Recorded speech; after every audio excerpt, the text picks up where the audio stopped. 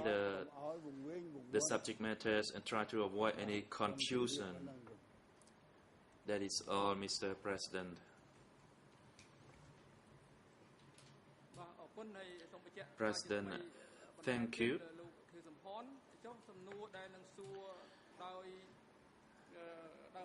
Regarding the questions that may be put to you by some of the civil parties, and we are not sure which of the two accused that the civil parties may put the question to during the time that they make their statement of sufferings and harms. Those will be the questions put to the accused by the civil parties. As for your submission, we may consider it, but it is very unlikely that we can proceed with that, because during the adversarial proceeding, it is unlikely to know in advance the questions that will be put to you. That is the nature of the adversarial hearing. It is not a kind of a questions you put on the blackboard in the school. Counsel, you may proceed, but please be brief and precise so that we can save some time.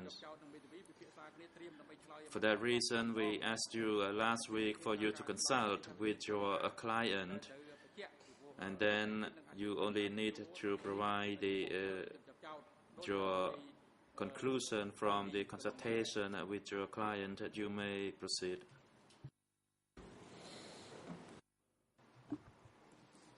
Yes, thank you, Mr. President. Yes, indeed.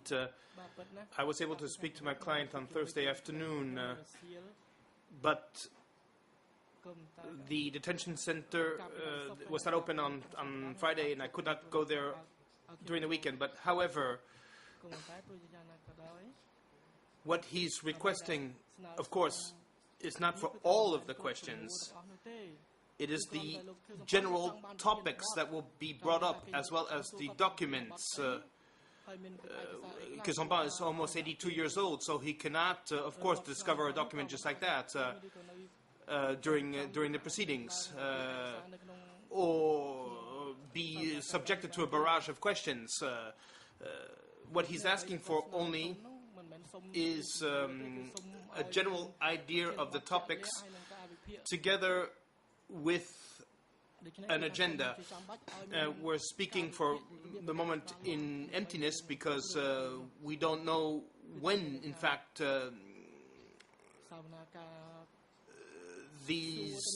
when he will be called to speak. I have no idea as of today, but the idea is simply to ask for the topics, one topic per day, and then he will testify, and he would like to know ahead of time what the documents will be, without, of course, being submerged by documents. When we have lists with hundreds of documents, of course, it's impossible. If the parties send us 300 documents before each hearing, of course, it's just as if tantamount to not having any list. And afterwards, if the chamber believes that this request is excessive, well, Kizomba will make a final statement, and he will stop there. That's basically what I have to say regarding this, but I also want to let you know that physically speaking and intellectually speaking, Kizomba believes that he will not be able to answer questions for more than a half an hour. Maybe we could share our time with Nunchea and divide the days so that Kizomba can rest a bit during the second part of the day. While participating in the hearings, corrects the interpreter, he will not be able to speak for more than half a day.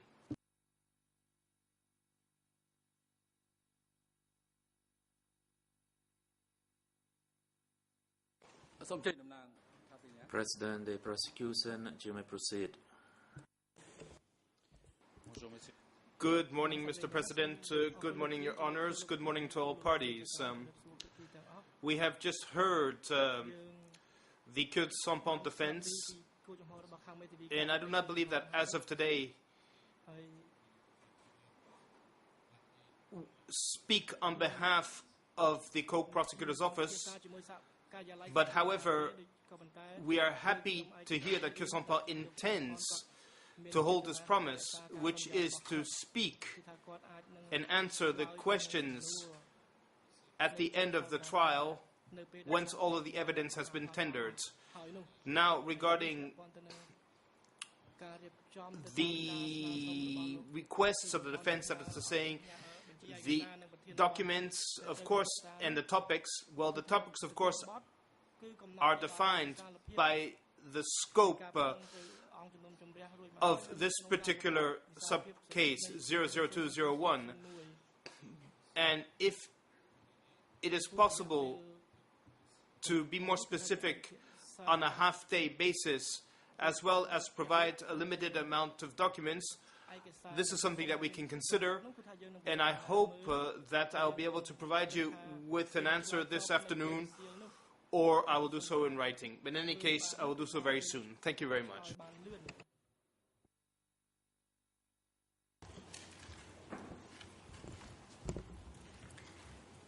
Oui, bonjour, Monsieur le Président. Yes, good morning, Your Honors. Good morning, Mr. President. Good morning to all of you. In order not to prolong this discussion, I simply want to let you know that the civil parties, of course, are very grateful for Mr. Kurt Sampont's decision to speak, and we will send an email to the Chamber regarding our position in terms of the way that all of this will be organized. Thank you.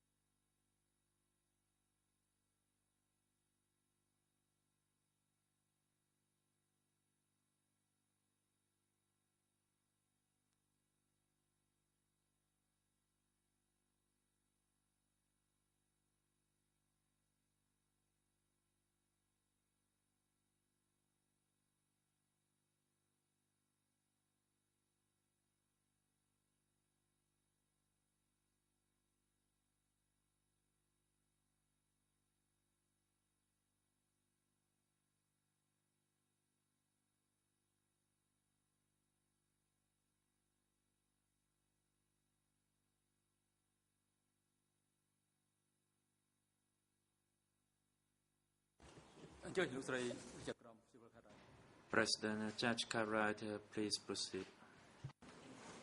Thank you, President. Concerning the issue of the accused indicating whether they wish to answer questions or not, this is not a matter that we can spend time on to deal with the details now, because we have a very busy schedule.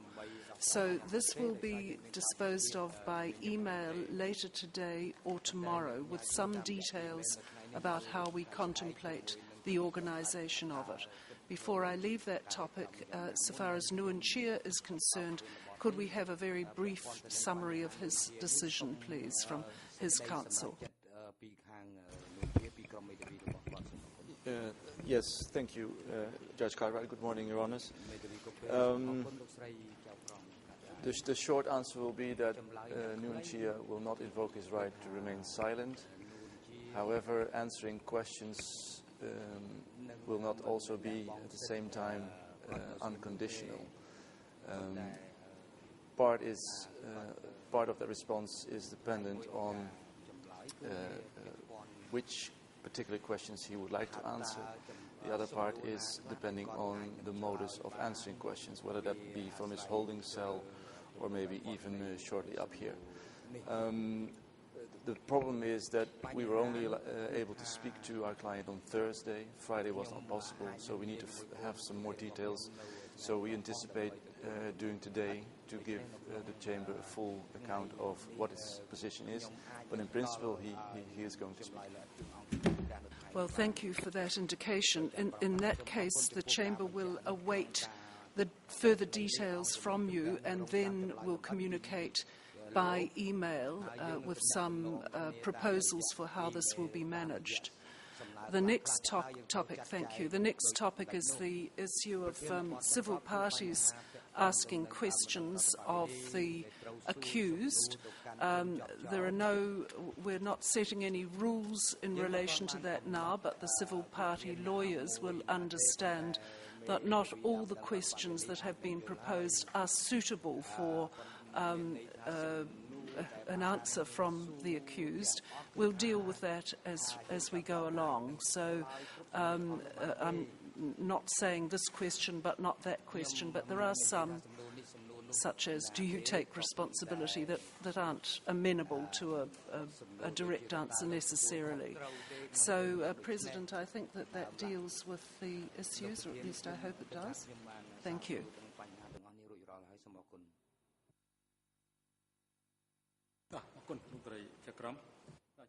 President, thank you, Judge Cartwright.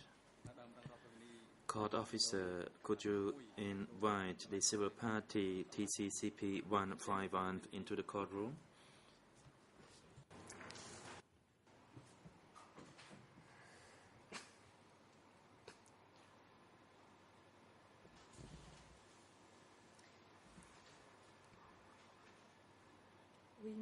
Yes, Mr. President. Before having the civil party speak, I would like to ask you to speak for 2 to 3 minutes beforehand. I know that the Chamber is used to this kind of proceedings because there's a similar kind of case in case 001. But I would like to draw the attention to the prosecution, to the defense, to 2 to 3 points. So can I speak for 2 to 3 minutes before the civil party comes to speak? Yes, in fact, you may proceed. The court officer, could you leave the civil party outside the courtroom first? We need to resolve some emergency issues. The lead co-lawyer, you may proceed. Yes, thank you very much. So I'll be very short. It is obvious that the civil party's testimonies here will be something very crucial for them and also something quite painful. It's clear and it's important to say that they're not doing so for their own personal sake, but also for the sake of this trial, in order to try to provide important elements. I simply would like to let you know that the testimonies here might not be as clear-cut and specific as testimonies that are purely factual. Sometimes there probably will be inaccuracies regarding dates or regarding names or regarding places. Sometimes there might be too much pain that will be expressed beyond what some of us might find quote-unquote suitable. There might be sometimes too much wrath that will be voiced in relation to what some of us might find suitable as well. But we will have to accept part of this, and as far as we're concerned, we are expecting that the court will be very considerate and patient and respectful for these people who are going to come and do something that is extraordinarily difficult in these coming days. Thank you.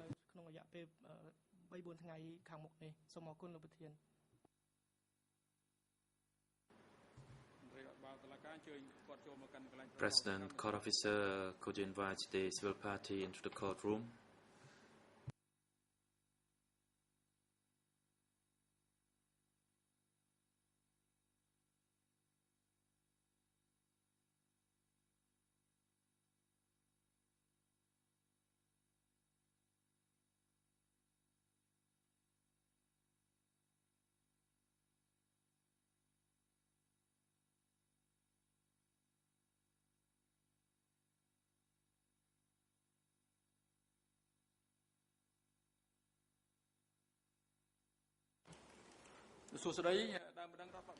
President, good morning, civil party. May we know your name?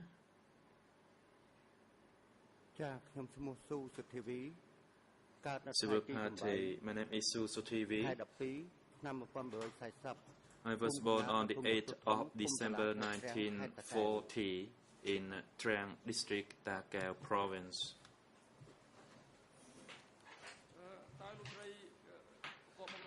Question: what is your current occupation?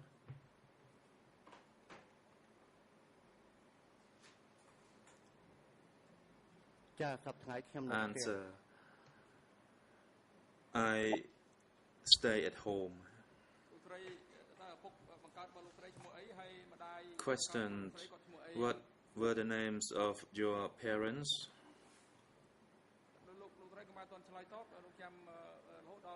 Madam Civil Party, please observe some pause until you see the red light on the tip of the microphone or the console.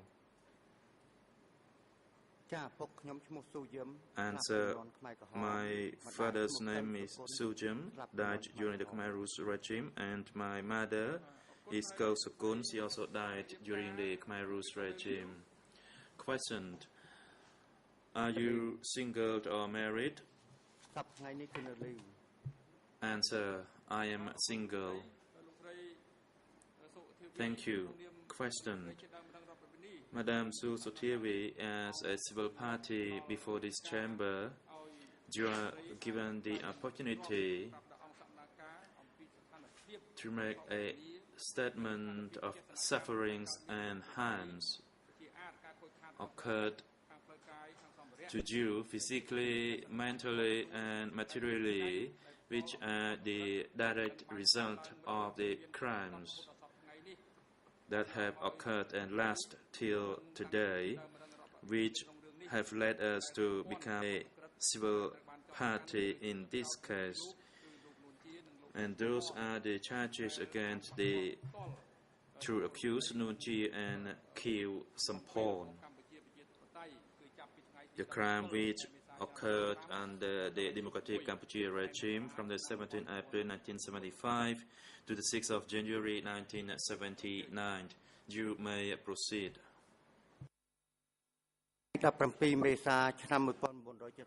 Response. On the 17th of April 1975, I lived at the Olympic Stadium with the transgendered people. Khmer Rouge evacuated us from that Olympic Stadium. A lot of Khmer soldiers came to our place. We were ordered to leave the city at gunpoint. We were not given enough time to pack our luggage. They, upon reaching my room, opened fire at us.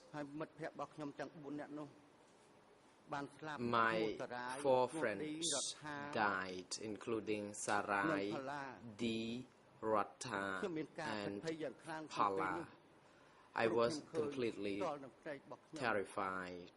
I bore witness to this execution.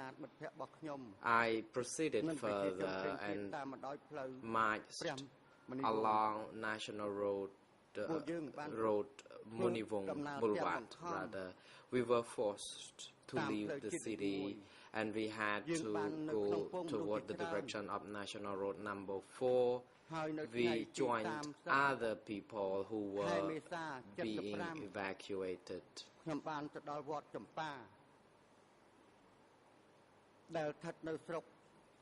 I then reached Champa Pagoda in Koki district at the 30th of April. On the 30th of April 1975, I met other transgendered people at that place. I asked to come back to get some rice from the Khmer soldier when I reached there, and I was offered some rice. When I reached Nirod Pagoda, I was met by a small group of Khmer soldiers who stopped me. This small group of soldiers brought me and another person, one person at a time. I was very traumatized because I saw my friend who was taken earlier on was soaked with blood.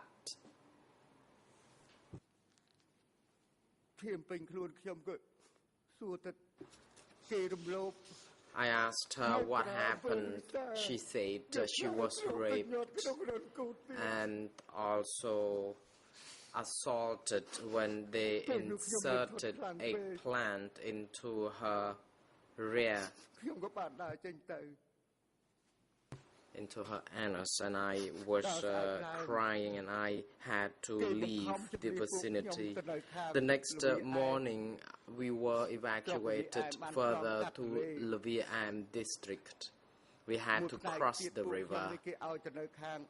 Some of us had to be placed to live in Ariksat and Swai Chrum. I spent about 3 nights at Swai Chrum. I was hiding from the Khmer Rouge because I was wanting to return to Leviam location, where I could then ask for a lift on a boat to cross to the other side of the river. I was not offered the lift, but I had to swim across the river to Takamau location. Unfortunately, another friend of mine was drowning. I reached Break Hole and I saw a lot of dead bodies, including the corpses of the monks. I spent overnight with these corpses. A lot of people were sick. Some got wounded, they cried in pain.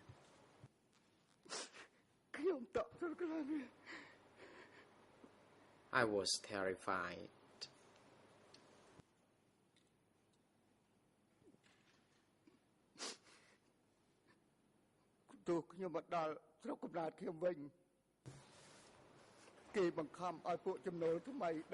When I returned to my home village, we were forced, along with the 17th of April people, to live in the cooperatives.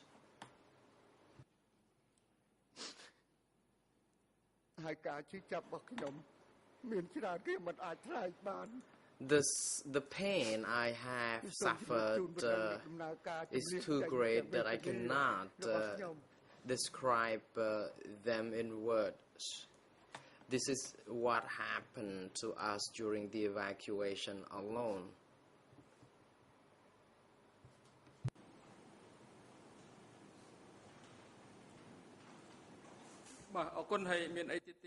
The President, thank you. Madam Civil Party, would you wish to also say anything else apart from your brief statement of suffering you just made?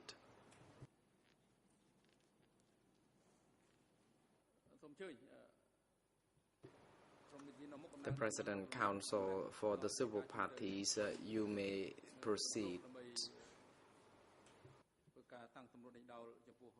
You may proceed by putting some questions for your client. Counsel Big Ang. Thank you, Mr. President and Your Honors.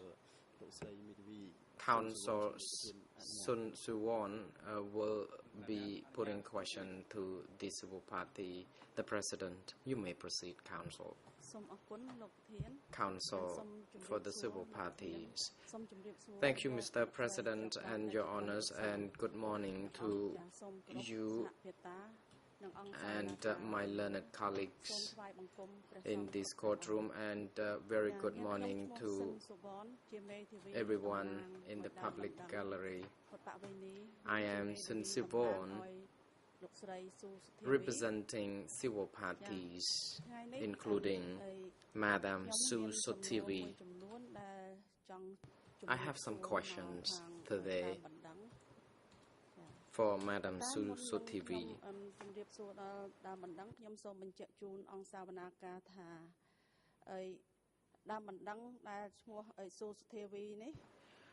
But before I put the questions, I would like to also inform the chamber that the application was filed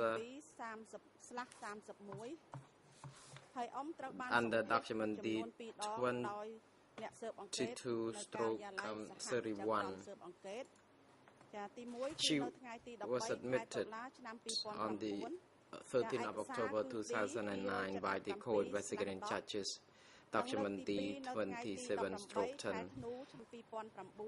And on the 8th of December 2009, document 277/11 is the relevant document concerning her applications for the to join as a civil party. The documents have been made available to her as well. Good morning.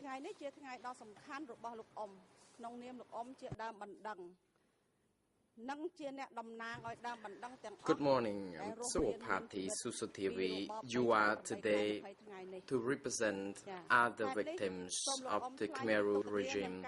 Today it is your best opportunity to express the statement of suffering. Please be ready. And before I proceed to put some questions to you,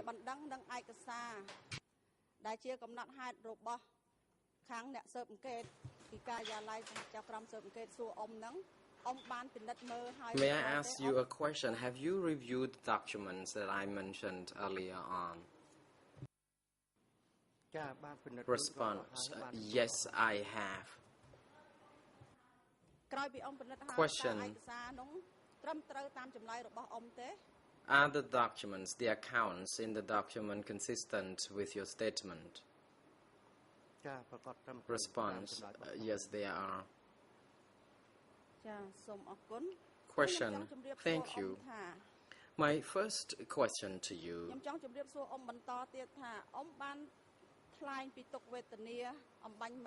you just mentioned your statement of suffering briefly before this chamber. Now tell us a little bit more about your feeling, how you felt when you were compelled by the Khmer Rouge to leave the city. Response. It was not ordinary because the Khmer Rouge were armed. They threatened all the people at gunpoint, and if anyone who resisted such order, they would risk being shot at. And we were very frightened. Council, thank you. You said your house was searched. Did that happen in Phnom Penh or elsewhere? Response. It happened at the Olympic Stadium, the military location.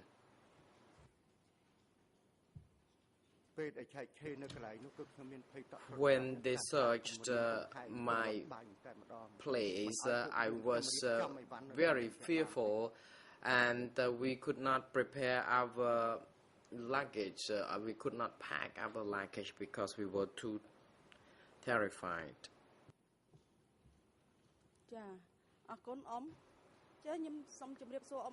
Question. Thank you.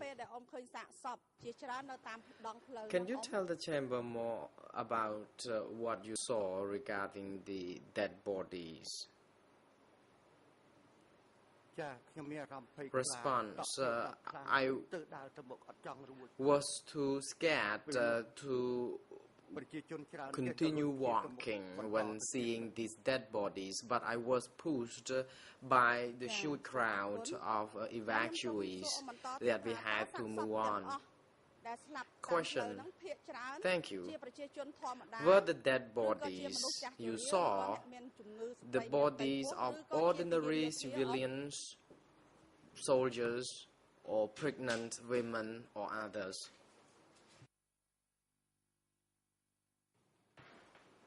Response.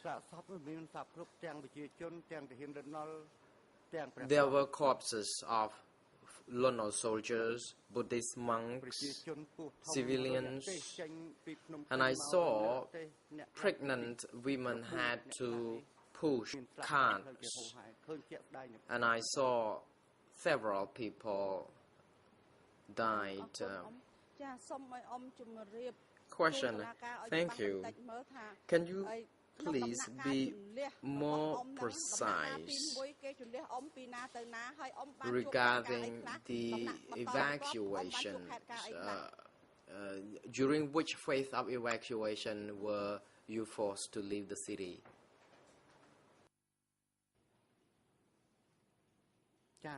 Response. I was evacuated during the first phase, but the second phase happened from Champa Pagoda, and I can say that the third stage of the evacuation was from Rusai Chrum. And finally, when I reached Brek Ho location, I was evacuated further to Takao province. Question. My next question is more about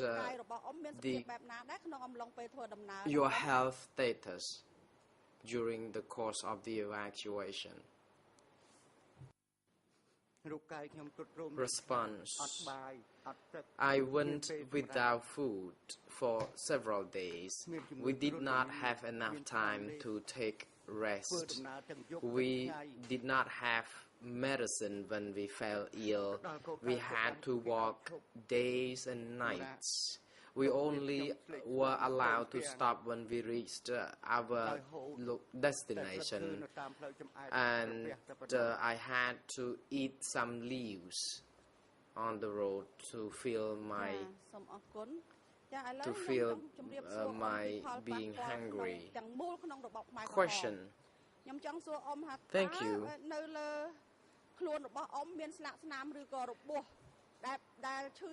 Were you mistreated during the Khmer Rouge? If so, do you have any scars on the body to prove them? Response: I was time and again raped, and I was tortured, and my jaw bone was broken, and I was shackled by the legs, and I was also forced to endure hard labor when I was asked to break some rock.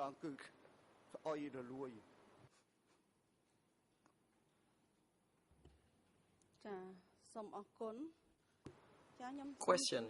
Thank you.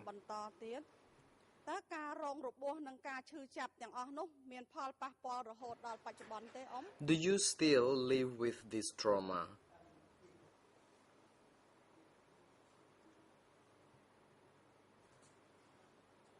Response: I can say that the jawbone that was broken, I still feel some pain every now until these days, and my eyesight is no longer good, and my memory is deteriorating, and I have problems sitting for a long time because my both legs will become numb very easily, and I can't even walk a long distance because my legs would not allow me to walk further. Question.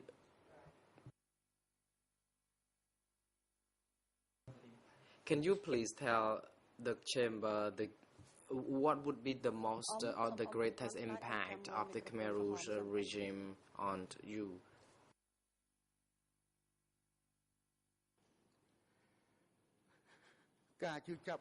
Response: the great suffering I have suffered is the forced rape and the tortures I inflicted on me, and I still live with these memories for the rest of my life. Counsel: thank you. Have you received any medical treatment, psychological treatment, for example, to heal these wounds?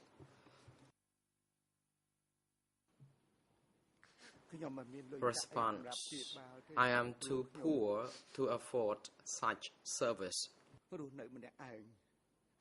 I am all by myself. I am very poor. I have no relatives. When I get sick, I would just apply some herbal balm and make use of the traditional herbs to treat my high temperature, for example. Question. Thank you. If you are provided with some funds, would you wish to access to these medical services?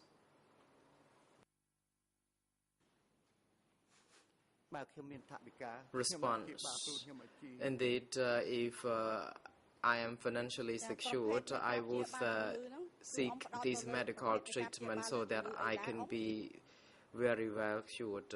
Question: what kind of treatment would you wish to receive? Response: there are three things. First, I would like my jawbone to be treated, and I would like treatment on my eyesight and also my foot. They have to be treated so that I can walk like I did before.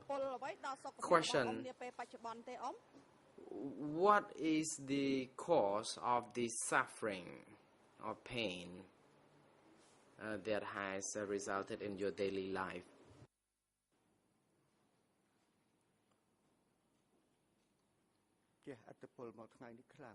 Response: the pain, the suffering has taken its toll I cannot sleep very well. Indeed, my sleep has been deprived because of this, and I normally have some high temperature, fever. I feel dizzy, and I have constant headache. I have no access to medicine. Indeed, this has been the result of the mistreatment, the kind of rapid pellets that were offered to me when I fell ill during the regime that didn't help me. Question. Thank you. Can you also tell the chamber, please, regarding your psychological harms you endured or you have suffered?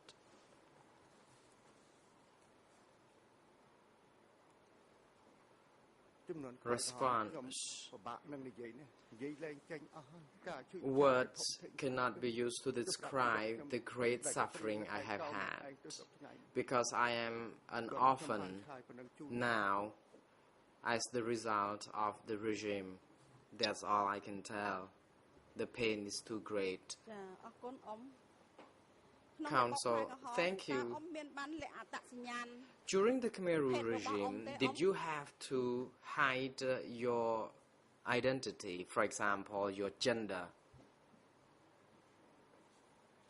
Response.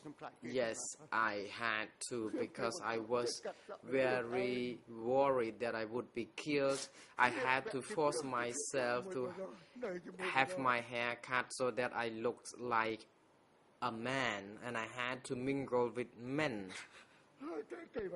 And I was forced to get married. It was great pain indeed.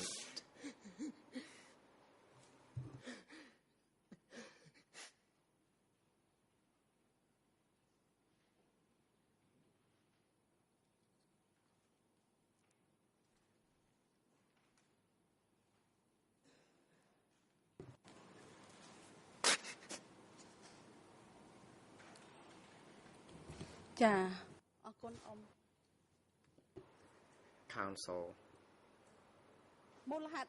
Thank you. Why did you have to hide your identity?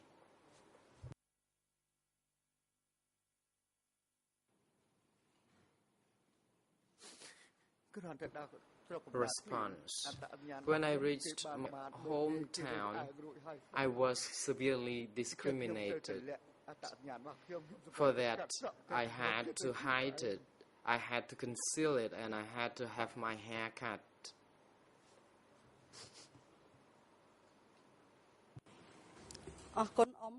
Counsel, thank you. During this period of time, the Democratic Cambodia, did you lose any of your loved ones? If so, can you describe to the chamber who they were?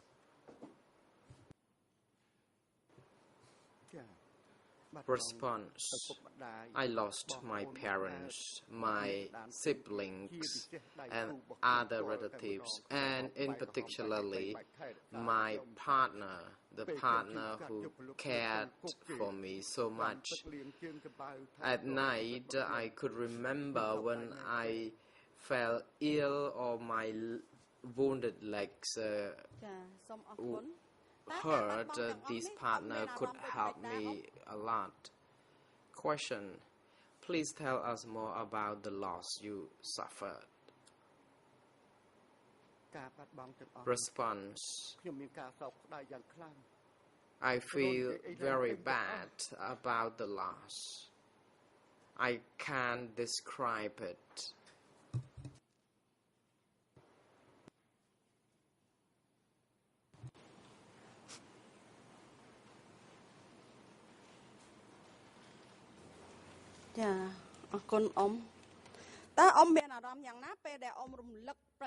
Counsel. Thank you. What would you wish to tell the chamber about the life you have lived during the Khmer Rouge?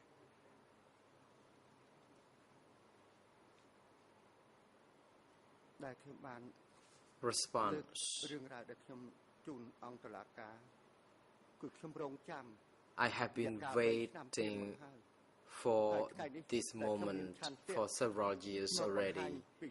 Today, I am here to express my statement of suffering, and I am here to find justice, a true and genuine justice for us. I do not wish to see younger generation would follow the regime of the Khmer Rouge in which people were treated no less than the animals. And I would like to take this opportunity to tell the outside world our suffering and the suffering of the victims during the Khmer Rouge regime, including me myself. Council, thank you. I would like to now ask you some questions about your occupation and how and your daily life. Do you still continue doing the same thing you did before in terms of your occupation? Response. I cannot resume my previous occupation because I am now of advanced age and my memory does not serve me very well and I am mentally challenged now. It is difficult for me to control my feeling. So every time I recall the Khmer Rouge regime, then the flood of memory triggers me and I cannot do anything. Question, can you tell the chamber about your current living condition? Response. I am very desperate. I am helpless. I have no home. I have no money. And my life is very difficult.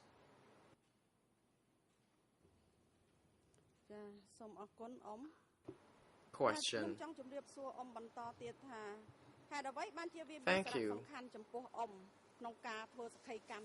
Why is it important for you to give testimony before this chamber today?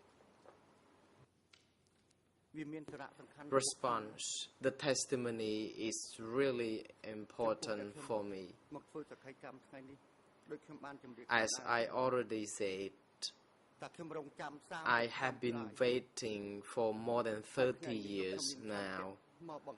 Today I am willing to be here taking the stand to find justice, hoping that my message today will also, my cause today will also help tell younger generation that the regime of the Khmer Rouge would not be followed again, and I would like to tell everyone about the great suffering we have had.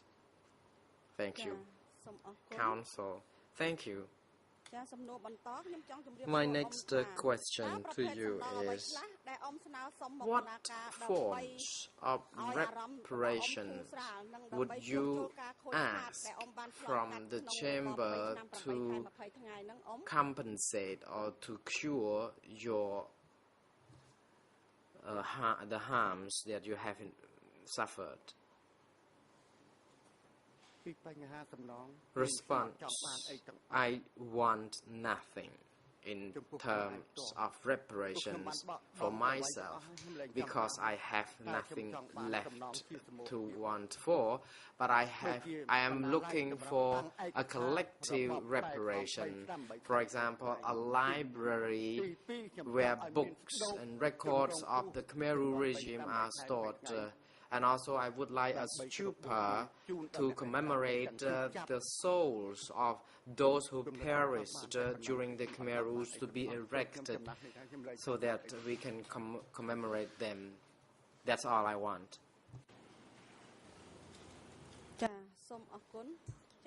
Thank you. This is my last question. Do you have any question to be put to the accused? And which accused that you wish to put the question to? We have two accused here, Nunchi and Keo Sampon.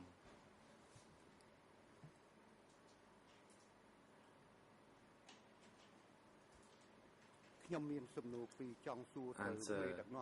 I have two questions to be put to the Khmer Rouge leaders. It is not necessarily anyone, but just those leaders. My question is, do you know all the events that happened as I just testified?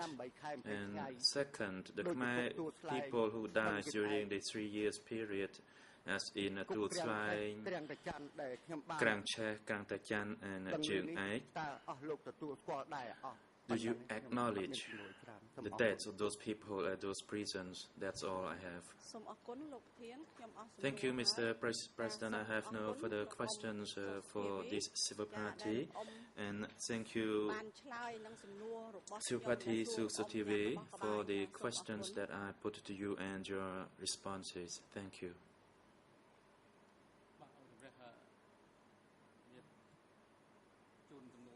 President,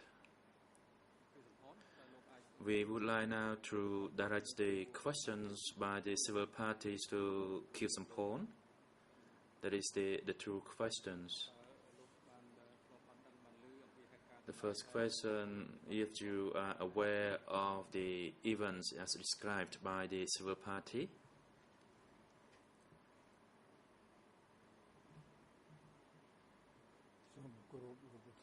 Keo Sampon, Mr. President,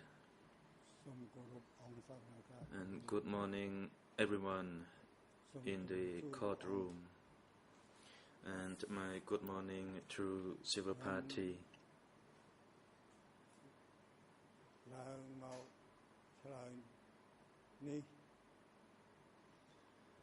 I am here on my feet to respond to your question based on my sentimental feeling and my understanding of your suffering.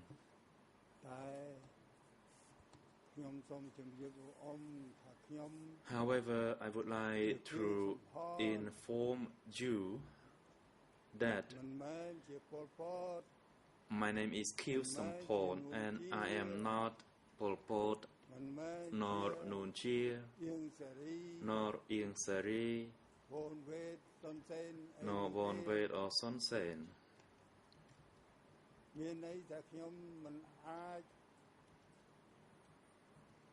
This means I cannot attach myself to the entire Democratic Cambodia regime.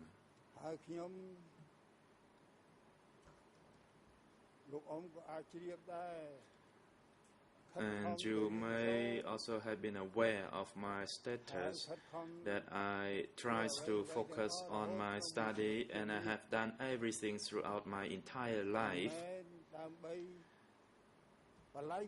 not for the killing of my own people. I myself is also a Khmer person, and of course, why should I kill my own people and get other people to come and live in my country, my own country?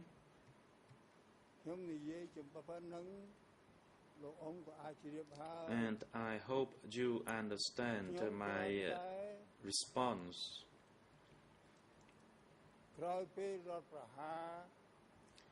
The thing is, after the coup d'etat,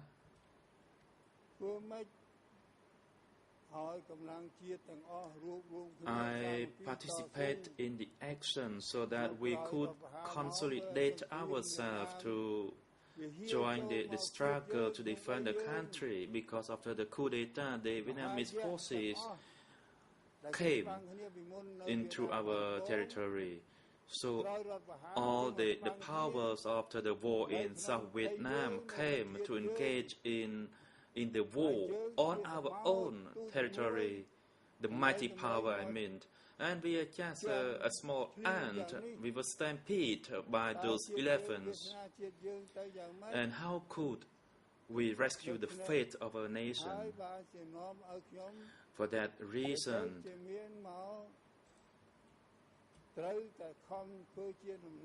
I hate to force myself to represent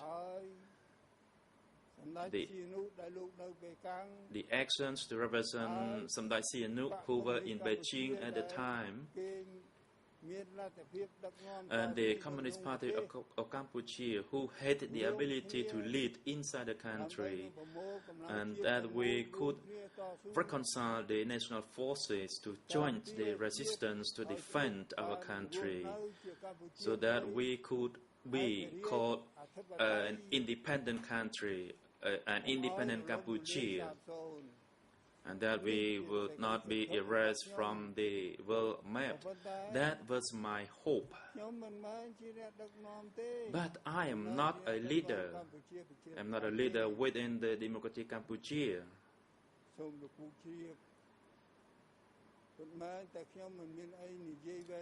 Although I do not have anything lengthy to tell you, this is my response to your question, and it came from the bottom of my heart. And please apologize if I cannot respond to your question differently. President, thank you.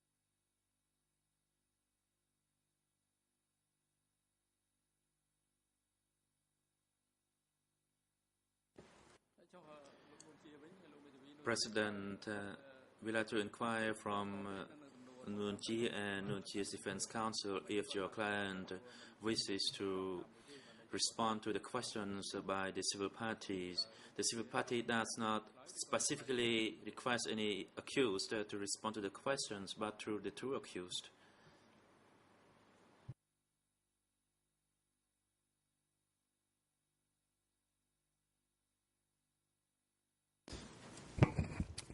Mr. President, I'm not sure if Nguyen Chi would like to answer these specific questions from the civil party, and even if he would like to, I'm not quite sure how that would practically work right now, since he won't be able to come up, and there's no two-way connection to the holding cell, if I understand correctly.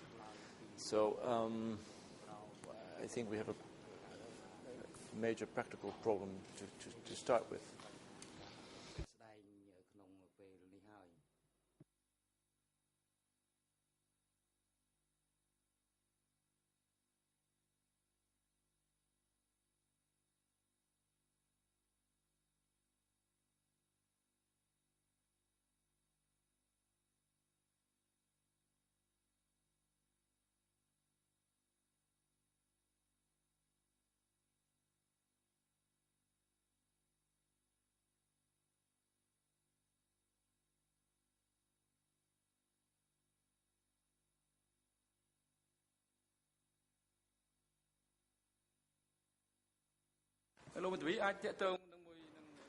President, Counsel, could you liaise with your client in order to get a definitive response, whether he wishes to respond to the civil parties or not, so that the Chamber may know the position of your client?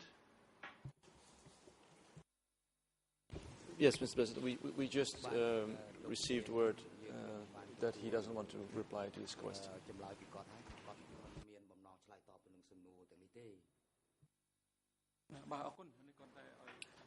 President, thank you. Now we get the definite response from you and your client.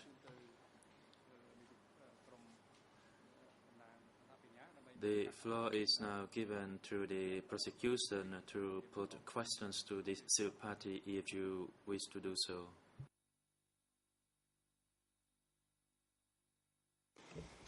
Merci. Thank you, Mr. President. I have a few questions for you. They will be short. First of all, I'd like to congratulate you for your courage, for having come today. And of course, we respect the suffering you went through. And the point of my questions, of course, will not be to provoke useless emotions, but simply ask you questions on the facts that you have heard or that you have seen. So my first question is, when you were evacuated on 17 April 1975 and you ended up on the road, were you able to choose your destination or the road that you wanted to travel?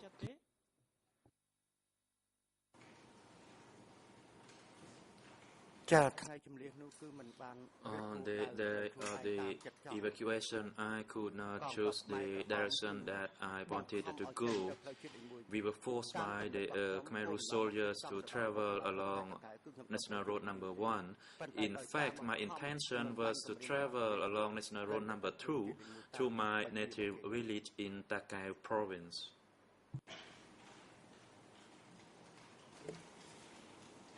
D'accord. Est-ce que Fine. Did you see if anyone opposed the orders given by the Khmer Rouge, that is to say, to follow one road instead of another?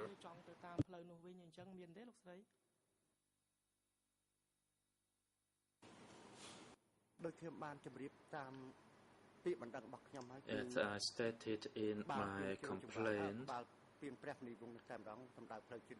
it was at the other side of the Tribunal bridge where I saw people were shot dead. And for that that is at the Munibong bridge, and for that reason I had to force myself to travel along National Road number 1.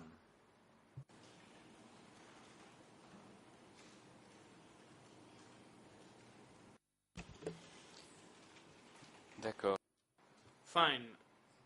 And on 17 April and during the days that followed, were you provided any kind of assistance by the Khmer Rouge? In particular, were the people who were more vulnerable, were they provided with any kind of assistance? During the few weeks I stayed in the Champa Pagoda, nothing was given to us.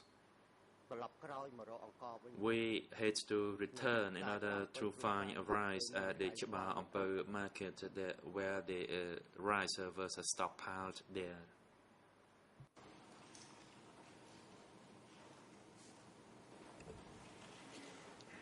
Une fois And once you arrived and when you had to start working, were the 17 April people, that is the people who were evacuated, and the base people, were they treated in any different ways in terms of workload, in terms of food, in terms of housing?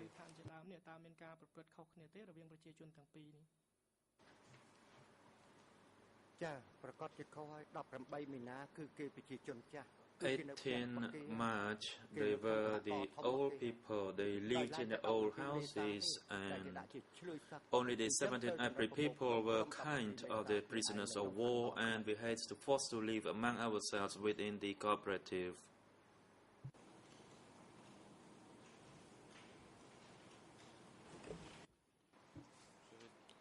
I have two last questions for you, witness.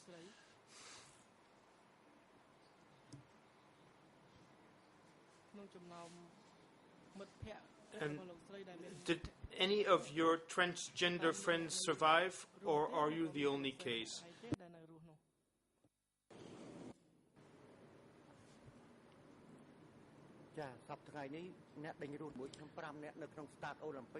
The 5 people who lived with me in the Olympic Stadium, who were also singers, did not survive.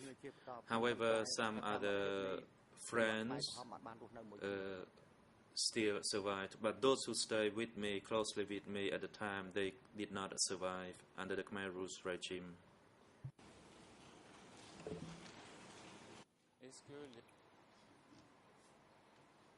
And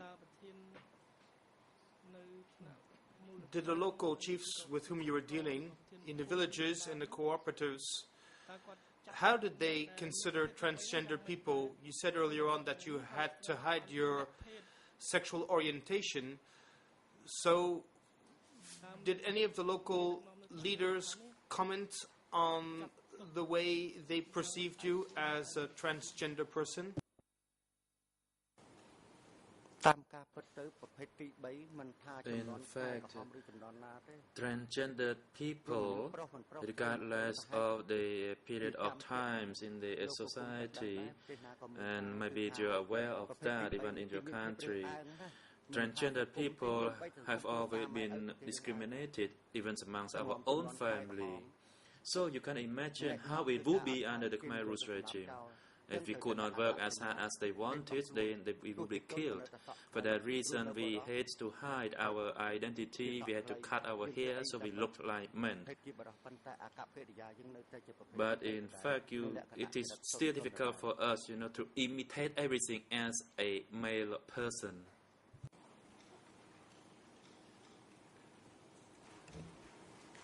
Merci beaucoup. Thank you very much. I have no further questions for you. And we thank you for your testimony. President, thank you. The floor is now given to the defense teams to put a question to this civil party if you wish to do so. Noon Chie's team is now given the floor. You may proceed. Thank you, Mr. President. We have no questions.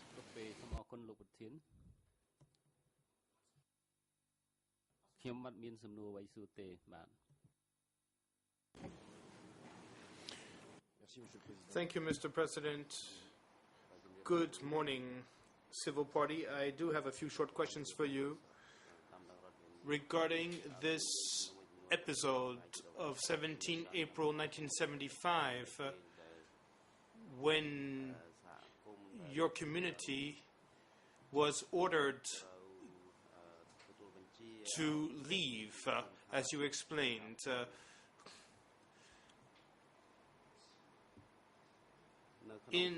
On the case file, we have 2 testimonies from you. You were heard in 2009 twice, on 13 October 2009, and it is D277/10, and on 18 December 2009, D277/11. Do you remember having been heard then?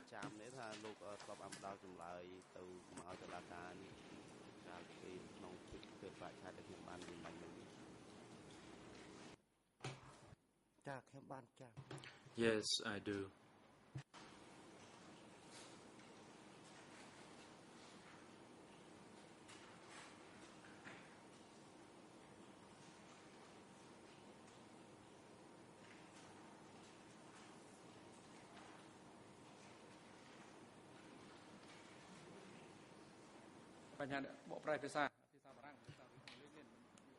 I think we have problem with the French interpretation. There is no sound. There was an English interpretation of the civil party's response.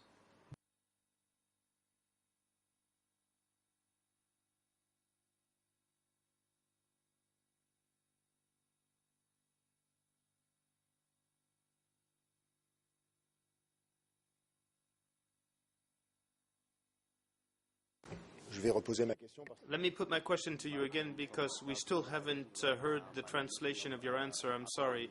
So I'm asking you, do you remember that you were examined twice in 2009 by the investigators of the OCIJ.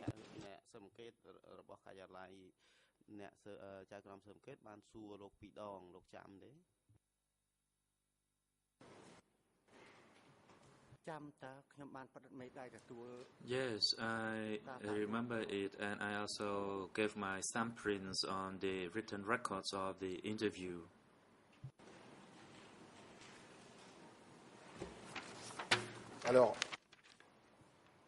So, regarding this moment when the Khmer Rouge soldiers came into your community by the Olympic Stadium, correct, interpreter, regarding this, you provided the following answers. In October 2009, you said, and I'm going to quote a short excerpt from what you said regarding your mates who were living with you. And you said in October 2009, and I quote, free translation, given that these 4 people did not obey the Khmer Rouge soldiers' orders, the Khmer Rouge soldiers started shooting at them in their rooms. I did not know if they died or if they were injured. End of this first quote. And then on 18 December 2009, regarding the same event, the investigator asked you, and I quote, free translation, question answer 3, you said that the people who stayed with you were killed. Did you hear gunshots? Did you witness it? Answer, I did not, because I was cooking outside. I heard the gunshots, but I did not know who was killed. End of quote. So I would like to ask you to react to what you said in 2009 regarding the fate of your mates and what you said earlier today before the chamber when you were very categorical about their fate. That is to say that earlier on you said that these people had been killed on that day. So I feel that there's some kind of discrepancy between what you said in 2009 and what you just said today. So could you clarify this, please?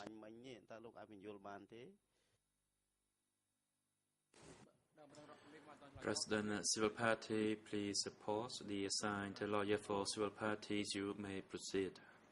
Thank you, Mr. President. I just have a small request to my learned friend to cite the ERNs in all 3 languages of the quote so that we can follow and also the civil party can look into their documents. Thank you.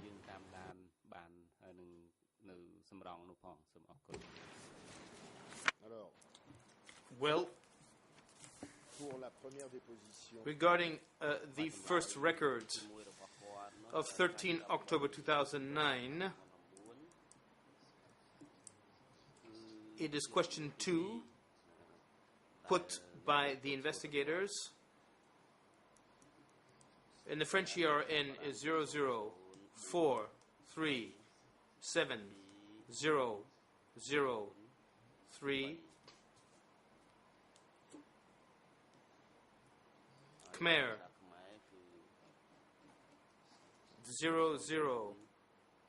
0041847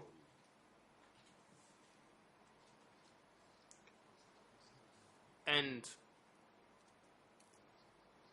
the second record 18 December 2009, as I said, it is question and answer 3.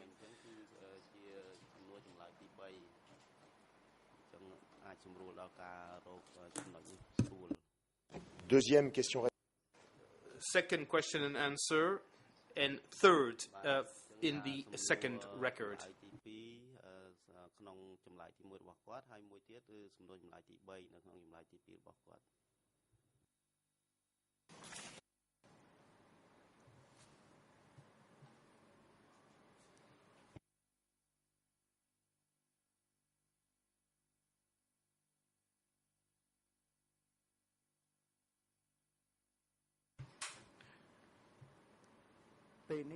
I'd like to state that when I said they died, because they died for more than 30 years ago. Because if they lived, it means we would have seen them. And secondly, I heard it. The house where I rent was the place where the armed Khmer Rouge came into all the rooms, including my room. Even if I did not hear it, I would be there cooking in the kitchen. At that time, I was not very sure that whether they died, but I am very certain now because the time has passed for more than 30 years, so they died indeed.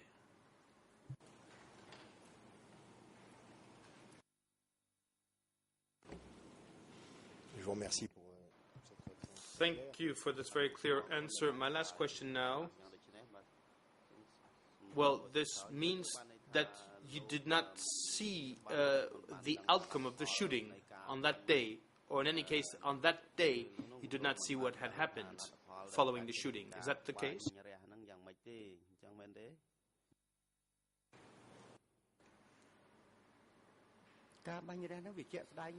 The shootings happened as I was cooking in the kitchen, but at that time I could not say for sure whether people died in the room. But now I am certain that they died, because it's been for more than 30 years that have passed, and they were my friends, and I have not met them. And of course, if they were alive, then they would have come and searching for me. We were of the transgender group, and we loved each other very much. And for that reason, I concluded that they had died in that room during the shooting.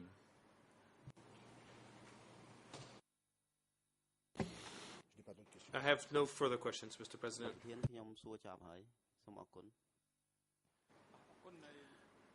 President, thank you, Council, and thank you, Madam Susu TV, for your statement of suffering and harm. Your testimony has now come to a conclusion, and you may be excused. In addition, your statement may contribute to ascertaining the truth, and you may now return to your place of residence or wherever you wish to go to, and we wish you all the very best.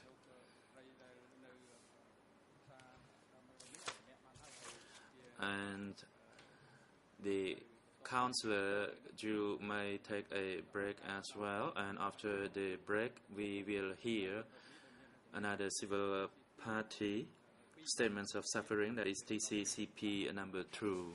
The time is now appropriate for a break. We will take a 15-minute break and return at a 11:15.